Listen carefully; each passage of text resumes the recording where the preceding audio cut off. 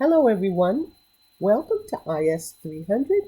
Today we're going to talk about the anatomy of a large enterprise.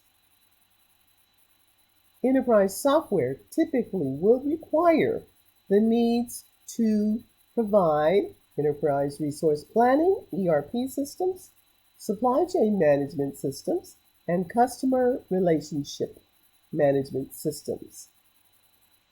These systems will track partners, people, organizations, products, orders, the execution of work, billing, accounting, and enterprise processes.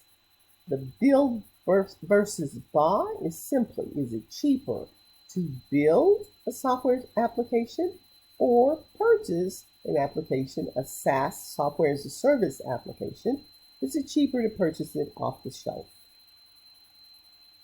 Enterprise applications must be able to track and manage information created by an enterprise. The operation of the enterprise requires an enterprise system. Enterprise, again, is just the ability of a system to track its resources, its hardware, software, network, people, and procedures. Enterprises, of course, are not limited to corporations and businesses, but also government agencies, academic institutions such as CUNY requires an enterprise system, and military and or retail systems. All of these enterprises will require the need for three core processes: enterprise resource planning, supply chain management, and customer relationship management. There is always going to be a certain overlap between the functions, and for example, in a supply chain management and a customer relationship management system, there is the orders and the planning, which will be an overlap between those two systems, and as well as the ERP system. The ERP system will also include tracking of your assets, manufacturing systems, energy systems, accounting, HR. All of those things are part of an enterprise and are part of an enterprise resource planning system. Organizations and people will hold certain roles and responsibilities. A partner can be an organization, it can also be a person. That partner then can play one or more roles, and you have to be able to define those roles, including customer, supplier, employee, and so on. The tool that is used, as mentioned in this chapter, is the Unified Modeling Language for defining the entities that will need to go into a database. For example, a partner will be identified by a partner ID. Customer will be identified by a customer ID. A product will be identified by a product ID, and so on. Those components are defined using the unified modeling language and a diagram such as the one that's listed here. Products can be goods or services, something that an organization either produces and or uses. You can classify products in a different way. Typically, there will be something called a product category, which allows you to put certain products into containers. For example, they've listed here, pencils and paper are products that can be identified in the office supply category. Products will always have a product ID, a product category. There probably will be an item ID for inventory, maybe a facility ID, a serial number, things of that nature. This is typically the information that will be developed using UML and then transferred to a database design. orders, sales, and purchases. Any company that is in business is doing business to make a profit. They are trying to sell a product, a good, or a service, and then deliver those services through the orders that have been placed. Think of a company like Amazon.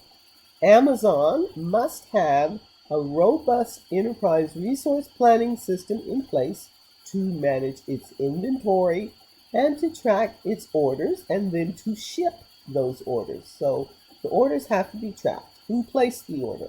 Where and when should it be delivered? How much does it cost? Was there a quote? How was the order placed? Who approved the order if necessary? Was there a third-party credit card transaction that had to be invoked? And usually there is. Then the order, once it's been placed, must be then handed off to the supply chain application for shipping and logistics. Here is an example of the Unified Modeling Language diagram for orders, sales, and products.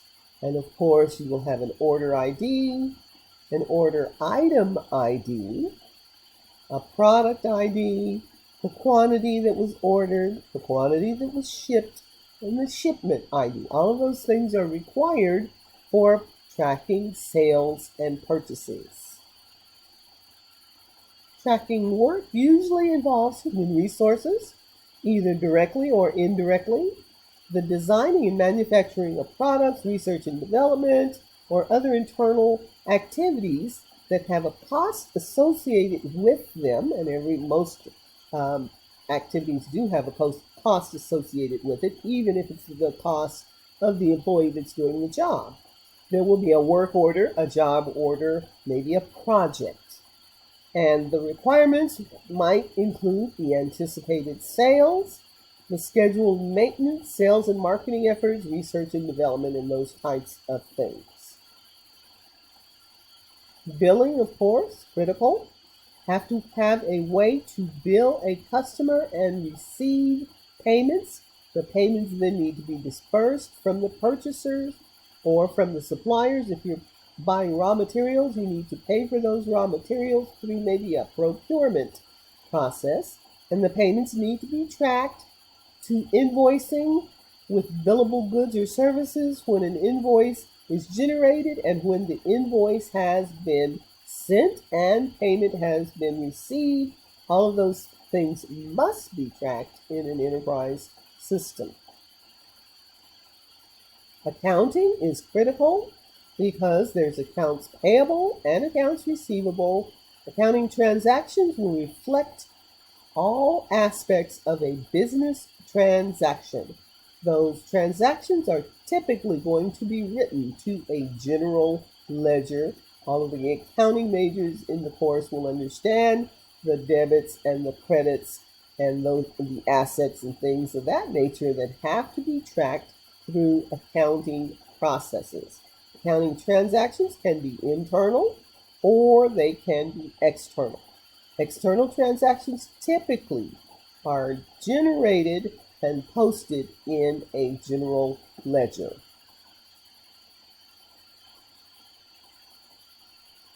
When you're deciding whether to buy or build a system, you have to have the ability to track an order from the beginning, the placement of the order, all the way through to the collection of the payments. End-to-end processes for managing inventory and procurement are critical as well. Application programming interfaces are implemented if an ERP software system doesn't meet certain requirements, or if you're dealing with a legacy system that has to still be used, but you need to upgrade. APIs are excellent for the link between the old systems and the new systems, as well as supply chain management systems and all of the things that are needed to maintain orders, customer shipping details, and all of that has to be synchronized with an ERP system and maybe with a vendor who has to, for example, UPS might be needed by Amazon to deliver the products and services. And so there needs to be a communication between Amazon and UPS. Supply chain management systems are ideal for that kind of interaction.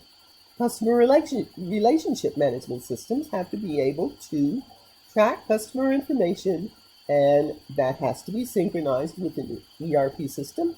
Usually, a customer ID is part of it, and all of the customer transactions that have been placed by a customer.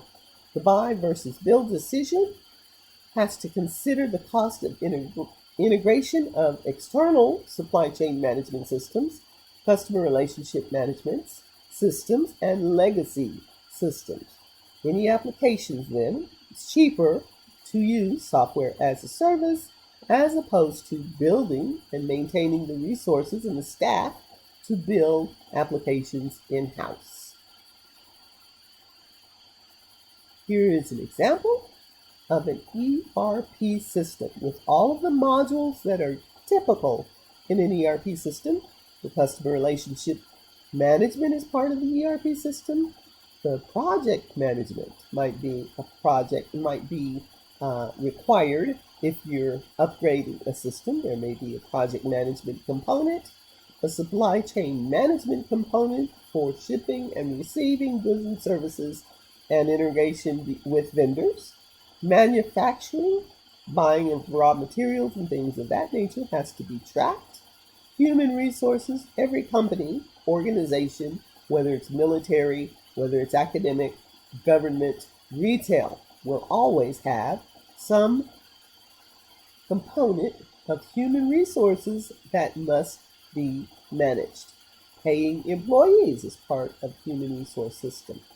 Finance and accounting is also part of the ERP system. All of these modules, finance and accounting, human resources, manufacturing, supply chain management, project management, and customer relationship management are all part of what goes into an enterprise resource planning system.